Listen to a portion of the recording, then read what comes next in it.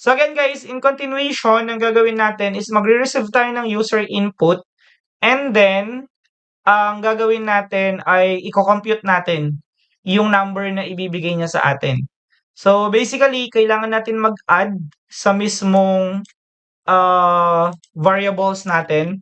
So ang gagawin ko, magde-declare ulit ako ng int, and then lalagay ko si n, short for number, and then yung sum natin, equal natin siya sa 0 kasi wala pa naman tayong kino-compute.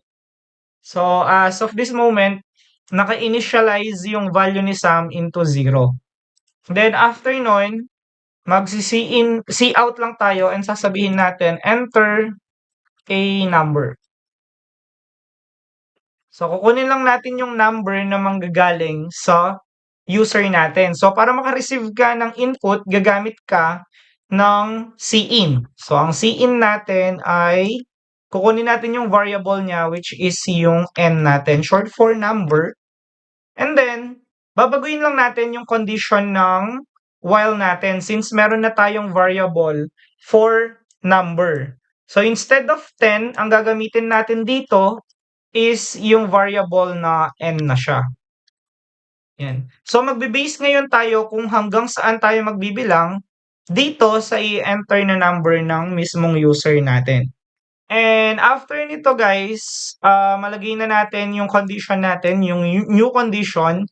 Erase lang natin to. Since ang gagawin kasi natin, we will add yung number na ilalagay ng user natin dito. So ang gagawin natin, call out natin si sum. And then, ipa-plus natin and equal yung variable I natin. Yan. Kasi, ang gagawin natin, for example, ang nilagay ng user natin dito, 5. So, ibig sabihin, 1 plus 2 plus 3 plus 4 and plus 5. Then, i-equal niya yung mga numbers na nilagay ng user natin. Kaya plus equal siya sa I natin. Then, gagamitin ulit natin yung I++ for incrementation naman natin. Now, after nun, magkakaroon tayo ng cout dito.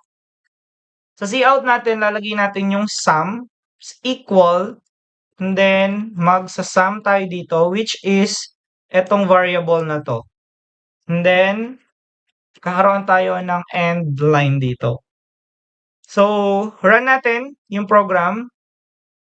And ito nga, hingin niya yung number or yung makakapag-enter tayo ng number.